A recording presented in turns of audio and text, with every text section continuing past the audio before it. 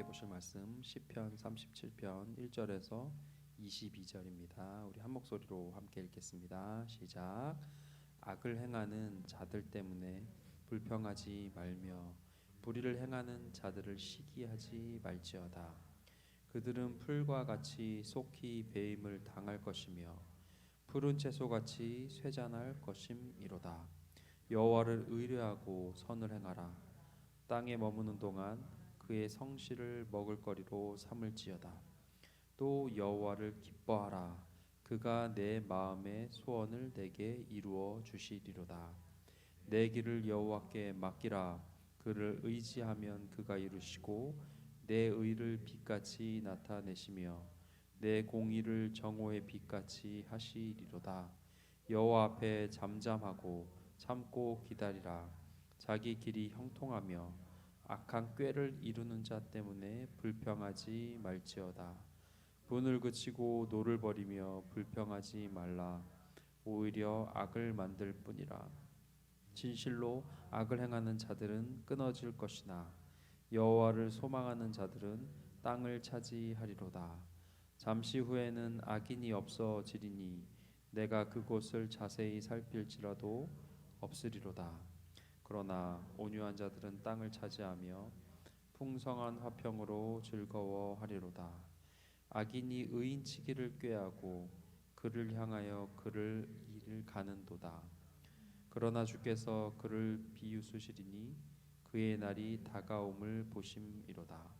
악인이 칼을 빼고 활을 당겨 가난하고 궁핍한 자를 엎드려뜨리며 행위가 정직한 자를 죽이고자 하나 그들의 칼은 오히려 그들의 양심을 찌르고 그들의 활은 부러지리로다. 의인의 적은 소유가 악인의 풍부함보다 낫도다.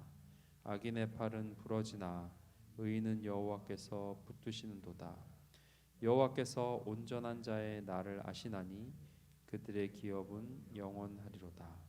그들은 환난 때에 부끄러움을 당하지 아니하며 기근의 날에도 풍족할 것이나 악인들은 멸망하고 여호와의 원수들은 어린 양의 기름같이 타서 연기가 되어 없어지리로다. 악인은 꾸고 갚지 아니하나 의인은 은혜를 베풀고 주는도다. 주의 복을 받은 자들은 땅을 차지하고 주의 저주를 받은 자들은 끊어지리로다. 아멘. 네, 우리가 아침마다 시편을 통해 은혜를 나누고 있습니다. 오늘은 시편 37편 전반부입니다. 그리고 내일 시편 37편의 후반부가 우리가 같이 묵상을 하게 됩니다. 우리가 보는 매일 성경에 오늘 같이 읽은 시편의 제목을 이렇게 달아놨죠. 악인의 성공을 부러워 말라. 악인의 성공을 부러워 말라. 제가 보는 성경에는요 이렇게 제목이 달려 있어요. 악인들이 행복한 것처럼 보이지만입니다. 문장을 쓰다만 것처럼 보이지만요. 악인들이 행복한 것처럼 보이지만, 네, 만까지만 써 있습니다. 시편 37편은 제가 월요일날 잠시 말씀드린 것과 같이 신정론, 신은 정의로운가, 하나님이 정말 정의로우신가 라는 질문에 대한 대답의 대표적인 성경의 부분 중에 하나입니다. 또 예레미야도 신정론의 대답이 될 수 있겠고요. 하박국의 그런 말씀들도 좋은 말씀이죠. 악인의 형통에 대해 어떻게 설명할 것인가 얘기하고 있습니다. 우리가 이 시편을 통해 우리가 하나님은 정의로운가 라고 질문하는 과거의 믿음의 선배들의 질문에 대한 하나님의 답변을 들을 수 있는 유익한 성경 말씀이라고 할 수 있습니다. 우리가 하나님께 이렇게 질문할 수 있죠. 하나님, 악인이 형통한 것처럼 보입니다. 그런 마음의 질문들 들어보신 적 없으신가요? 저는 있습니다. 요즘도 뉴스에 간혹 나오는 예전에 친일파의 후손들이 굉장한 재력을 갖고 있는 것들, 또 제가 중학교 때인데요, 북한의 지도자가 그렇게 사망했을 때 그냥 그렇게 잘 먹고 잘 살다가 그렇게 죽은 것처럼 보이더라고요. 그래서 그 중학교 그 어린 나이에도 하나님 정의로우신데 어떻게 저런 악을 행한 사람이 그냥 그렇게 늙어서 자연사할 수가 있지? 우리가 영화에서 보던 결론이 아니잖아요. 그래서 그런 생각을 했던 적이 저도 있어요. 우리가 그렇게 볼 수 있고요. 그렇게 느낄 수 있습니다. 또 그런 예들이 적지 않게 있는 것 같습니다. 근데 우리가 그렇게 악인이 잘 되는 것 같아요 라는 근본적인 마음의 배경이 있습니다. 뭘까요? 바로 이 땅에서의 기준으로 볼 때 그렇다는 거예요. 기준은 이겁니다. 세상에서의 기쁨을 찾는 그 기준에 그들을 보면 그들이 형통한 게 맞습니다. 하지만 4절의 말씀처럼 여호와를 기뻐하는 것, 하나님의 기준으로 그들을 보면 그들이 형통해 보여도 형통하지 않다는 것입니다. 악인이 형통하게 보이는 것, 이 땅에서 뿐이라는 겁니다. 그렇지 않을 수도 있고요. 의인이 고난당하고 어렵게 사는 것처럼 보이기도 합니다. 그런데 그것 또한 이 땅에서의 시간뿐이라는 겁니다. 오늘 10절에 보시면 잠시 후에는 했습니다. 악인이 없어지려니와, 잠시 후에는 너희가 보는 악인의 형통, 의인의 고난당함, 그게 곧 없어진대요. 근데 그게 언제래요? 잠시 후라는 겁니다. 우리는 이 잠시 후 직전의 삶을 하나님 앞에 살아가고 있는 겁니다. 시편 23편에 보면 우리가 다 즐겨 외우시는 성경이죠. 하나님께서 우리에게 어떻게 해주신다? 원수의 목전에서 상을 차려주신대요. 근데 원수 앞이에요. 근데 하나님이요, 저는 이 상이 예전에는 무슨 상장의 그 상인 줄 알았어요. 근데 그 상이 아니고 뭐죠? 밥상인 거예요. 테이블을 차려주신대요. 여러분, 원수가 앞에 있는데 하나님이 밥을 차려주신 거, 그게 숟가락이 넘어갈까요? 잘 안 넘어갈 것 같아요. 체할 것 같죠. 근데 그렇게 원수의 목전에서 하나님이 주시는 것들을, 그 원수를 보며 우리가 살아가는 것이 우리의 삶인 것 같습니다. 원수를 보며 저 원수의 부와 건강함, 잘 나가는 것을 보면서 내게 주시는 하나님의 그 밥을 먹고 사는 것, 잠시 후에 있을 그 일을 고대하며 살아가는 것이 인생의 시간들인 것 같습니다. 그런데 그것이 다만 이 생뿐이라면, 이 생에서의 끝이라면 하나님은 어쩌면 정의롭지 않다고 얘기하는 주님을 모르는 사람들의 그 비판이 맞을지도 모르겠어요. 이러한 불평과 의문이 정당해집니다. 죽고 끝나는 인생이라면, 이 생이 그냥 끝이라면 여러분, 법이 뭐가 필요 있겠습니까? 내 배를 채우기 위해서 정글의 법칙처럼 연약한 자의 것을 뺏는 거, 이 생이 끝인데 누가 비난할 수 있겠습니까? 적자생존, 진화의 논리, 강한 자가 살아남는 거 전혀 문제가 되지 않습니다. 또 하나님을 위해 고난당하는 거, 하나님의 일을 위해서 땀 흘리는 거, 이 생뿐이면 의미가 없다는 거예요.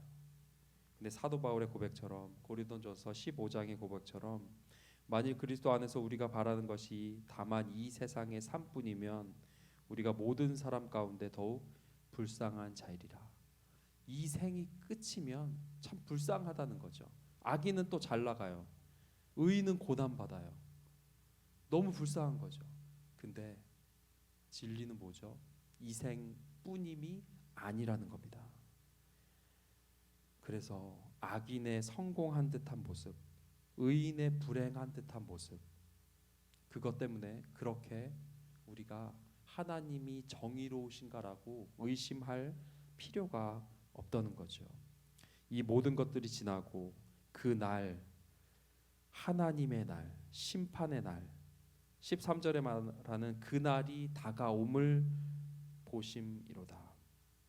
하나님이 각자의 인생의 그 삶에 살아온 발걸음 하나하나, 그 하루하루에 대해서 허락한 시간이 끝나고 이제 내 삶을 내 앞에서 결산하자고 하실 그날이 있다는 겁니다. 저 형통하고 부유하고 건강한 악인들의 삶 또한 하나님 앞에서 말씀에 비추어 거룩하시고 속지 않으시는 하나님 앞에서 그들의 살아온 발자취를 결산할 그날이 곧 잠시 후라고 시편 37편은 얘기하고 있습니다. 그래서 불평하지 말고 원망하지 않을 수 있다는 거죠. 원수 갚음 하나님께 맡겨도 괜찮다는 겁니다.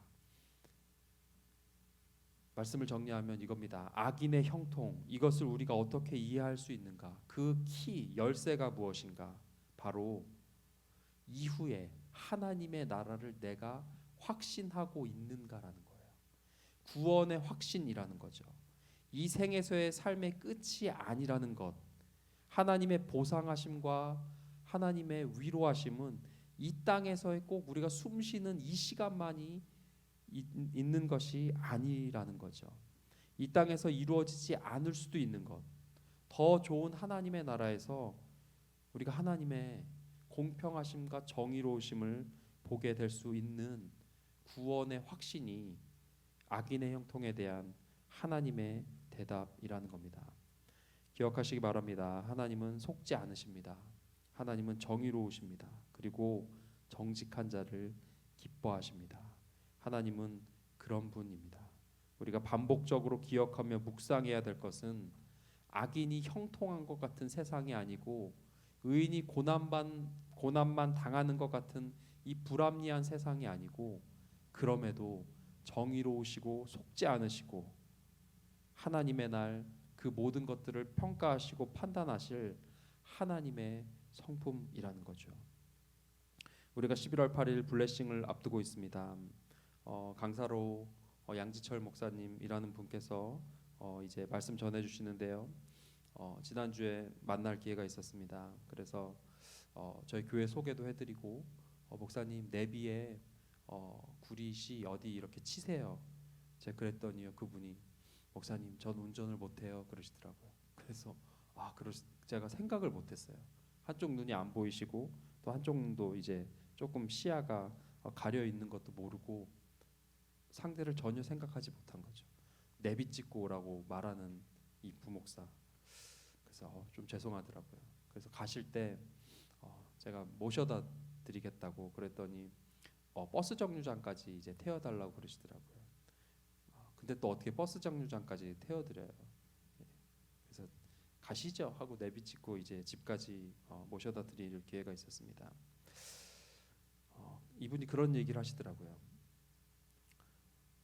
그 자폐증 동생 이제 간증을 들으시면 아시겠지만 근데 이분의 소망이 무엇이냐? 여기서의 치유에 대한 얘기는 안 하시더라고요.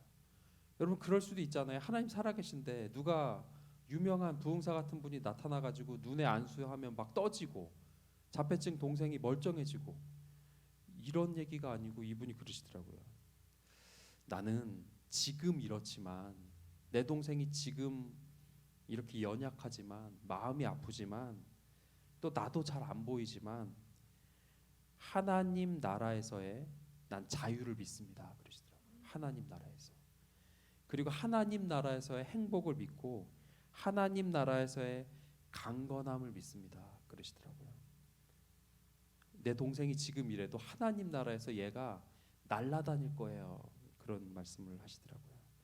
그분의 그 엄청난 불행, 특별히 잘못한 것도 없는 것 같은 그 의인의 고난과 같은 그 모든 상황 속에서 이분의 시선은 여기가 아니더라고요. 어디죠? 하나님의 나라입니다. 이 땅에서 어찌 됐든 하나님 치유하시든가 데려가시든가 결판 내봅시다. 이게 아닌 분이더라고요. 하나님의 때 그분 앞에 설 때에 그분의 나라에 대한 소망, 구원의 확신과 예수 그리스도를 통한 하나님 나라에서의 자유함을 기대하는 분이었던 것 같습니다. 그래서 그분이 은혜가 되었던 것 같습니다. 말씀 정리하겠습니다. 악인의 잘됨을 내가 부러워한다면 그 악인의 잘됨보다 나의 신앙을 체크하고 돌아보는 시간을 가지시기 바랍니다. 하나님은 하나님의 나를 기억하며 하나님 앞에서의 삶의 모습들로 내가 하루하루를 채워가는가? 나의 소망이 하늘에 있는가? 하나님께 소망을 두고 하나님 나라에 소망을 두는 자를 하나님은 복 주시고 동행하시며 이 모든 이해할 수 없는 어려움 가운데서도 우리가 그 여호와를 기뻐하게 하시는 좋으신 하나님이십니다. 그 하나님 안에서의 풍성한 화평으로 즐거워하는 모든 성도님들 되시길, 모든 하나님의 자녀들 되시길 간절히 소망합니다. 우리 기도하겠습니다. 우리 기도하실 때 주님, 나의 기준과 나의 인생의 가치가 이 땅에서의 삶, 세상에서의 기쁨으로만 내가 묶여 있지 않게 하시고 하나님 안에서 하나님의 말씀으로 하나님 앞에서는 그 심판의 날을 기억하는 그러한 성숙함, 그러한 하나님 안에서의 기쁨이 있게 하여 주시옵소서. 그래서 하나님의 말씀대로 우리가 오늘도 거룩하고 정직하게 살아가는 주님의 자녀들 다 되게 하여 주시옵소서. 함께 기도하겠습니다.